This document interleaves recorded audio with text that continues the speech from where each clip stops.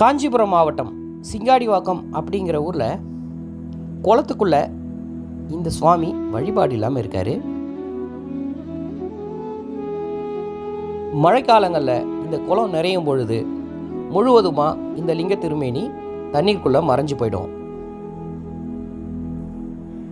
இப்போ முழுவதும் தண்ணீர் வற்றி சேற்றில் மலர்ந்த செந்தாமரை போல இருக்காரு.